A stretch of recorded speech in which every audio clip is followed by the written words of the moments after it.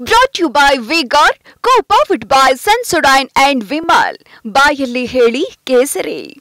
Associate sponsor Ultratech Cement. Co-sponsored by Saptagiri NPS University. ಸಮುದಾಯದವನಿಗೆ ಇಂಥದ್ದಾದಾಗ ಮನವಿ ಕೊಡೋದು, ತನಿಖೆಗೆ ಆಗ್ರಹ ಮಾಡೋದು ಇದೆಲ್ಲ ಸ್ವಾಭಾವಿಕ ಪ್ರಜಾಪ್ರಭುತ್ವ ವ್ಯವಸ್ಥೆಯಲ್ಲಿ. ಆದರೆ ನಮ್ಮನ್ನು ರಕ್ಷಿಸುವಂಥ ಪೊಲೀಸ್ ಠಾಣೆ ಮೇಲೆ ದಾಳಿ ಮಾಡಿದ್ದನ್ನು ನೋಡಿದರೆ ಇವತ್ತು ಕರ್ನಾಟಕದಲ್ಲಿ ರಾಜ್ಯದ ಸರ್ಕಾರ ಬಂದ ಮೇಲೆ ಯಾವ ಪರಿಸ್ಥಿತಿಗೆ ಹೋಗ್ತಾ ಇದೆ, ಕೆಜೆಹಳ್ಳಿ ಡಿಜೆಹಳ್ಳಿಯಲ್ಲಿ ಯಾವ ಪರಿಸ್ಥಿತಿಯ ಅದರ ವಿಪರೀತವಾದಂಥ ಪರಿಸ್ಥಿತಿ ಇವತ್ತು ಇಲ್ಲಿ ಆದದ್ದನ್ನು ನಾನು ನೋಡಿದೆ. ನಾನು ನಿನ್ನೆ ಪೊಲೀಸ್ನ ಅಧಿಕಾರಿಗಳನ್ನ ಭೇಟಿಯಾಗಿ ನಿಮ್ಮ ಜೊತೆ ನಾವು ಇರ್ತೇವೆ ಅಂದರೆ ನಾವು ಅಂದರೆ ಇಡೀ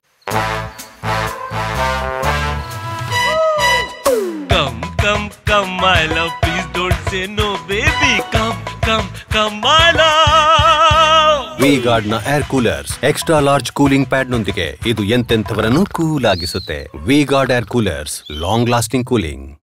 ಕರ್ನಾಟಕದ ರಾಜ್ಯದ ಜನತೆ ನಿಮ್ಮ ಜೊತೆ ಇರ್ತೇವೆ, ನೀವು ನಮ್ಮ ರಕ್ಷಣೆಗೋಸ್ಕರ ಇರುವಂಥವ್ರು. ಆದರೆ ಸರ್ಕಾರ ಆ ಅಮಾಯಕ ಅಧಿಕಾರಿಗಳ ಮೇಲೆ ಅಮಾನತು ಮಾಡಿದಂಥದ್ದು ಇದೆಲ್ಲ ಭಾಳ ಒಂದು ಕೆಟ್ಟ ನಿರ್ಧಾರಗಳು.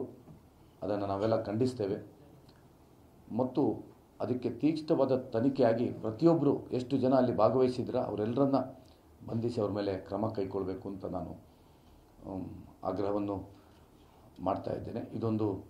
ಇದೆಲ್ಲ ಆಗಲಿಕ್ಕೆ ಕಾರಣ ಏನು ಅಂತ ಹೇಳಿದರೆ, ಆ ಮಂದಿಗೆ, ಆ ಹಿಂಸಾಚಾರವನ್ನು ಮಾಡ್ತಾ ಇರುವಂಥ ಮಂದಿಗೆ ರಾಜ್ಯದಲ್ಲಿ ನಮ್ಮದೇ ಸರ್ಕಾರ ಇದೆ, ನಮ್ಮ ಬ್ರದರ್ಸ್ನ ಸರ್ಕಾರ ಇದೆ ಅಂತ ಹೇಳುವಂಥ ಒಂದು ಭಾವನೆ ಇದಕ್ಕೆ ಬರುವಂಥದ್ದು ಅಂತ ಹೇಳುವಂಥದ್ದು ಅಲ್ಲಿಯ ಜನರಲ್ಲಿ ನಾನು ನಿನ್ನೆ ಭೇಟಿಯಾದಾಗ ಎಲ್ಲರೂ ಭಾಳ ಆತಂಕವನ್ನು ವ್ಯಕ್ತಪಡಿಸಿ ಇವತ್ತು ಕರ್ನಾಟಕ ಯಾವ ದಿಕ್ಕಿನಲ್ಲಿ ಹೋಗ್ತಾ ಇದೆ ಅಂತ ಹೇಳುವಂಥ ಭಯ ಇವತ್ತು ಪ್ರತಿಯೊಬ್ಬರಲ್ಲಿ ಬರ್ತಾ ಇದೆ. ಹಾಗಾಗಿ ಒಂದು ಸ್ವಾಸ್ಥ್ಯ ಸಮಾಜ ಇದರ ಬಗ್ಗೆ ಚಿಂತನೆಯನ್ನು ಮಾಡಬೇಕು.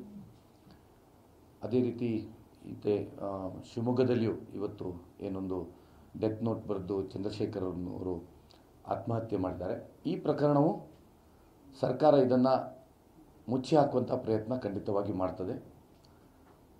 ಇದರ ಬಗ್ಗೆ ನಾವೆಲ್ಲರೂ, ಒಬ್ಬ ಅಮಾಯಕ ತನ್ನ ಜೀವವನ್ನು ಕಳ್ಕೊಂಡಿದ್ದಾನೆ, ಅವರ ಕುಟುಂಬ ಅನಾಥವಾಗಿದೆ.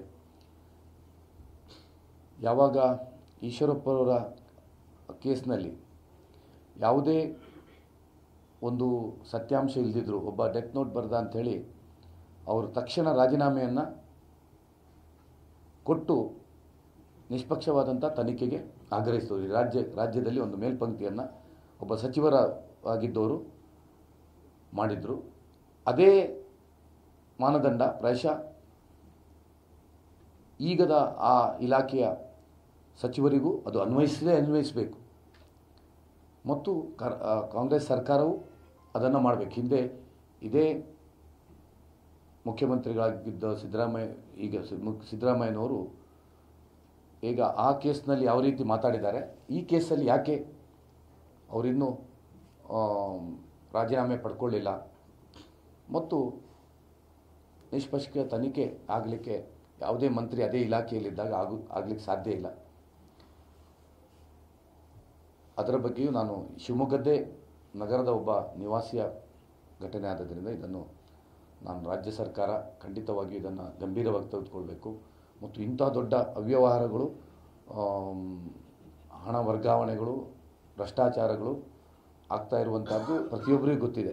ಆದರೆ ಅವ ಡೆತ್ ನೋಟ್ ಬರೆದಿಟ್ಟು ಅದನ್ನು ಬಹಿರಂಗಪಡಿಸಿದ ಮೇಲೆ ಸಹ ಇನ್ನೂ ಇಲಾಖೆ ಸರ್ಕಾರ ಕಣ್ಣು ಮುಚ್ಚಿ ಕೂತ್ಕೊಂಡಿರುವಂಥದ್ದು, ಅವರ ಆಡಳಿತ ಯಾವ ದಿಕ್ಕಿನಲ್ಲಿ ಹೋಗ್ತಾ ಇದೆ ಅಂತ ಹೇಳುವಂಥದ್ದು ಗೊತ್ತಾಗ್ತಾ ಇದೆ. Brought to you by V-Guard, co-powered by Sensodyne and Vimal. ಬಾಯಲ್ಲಿ ಹೇಳಿ ಕೇಸರಿ.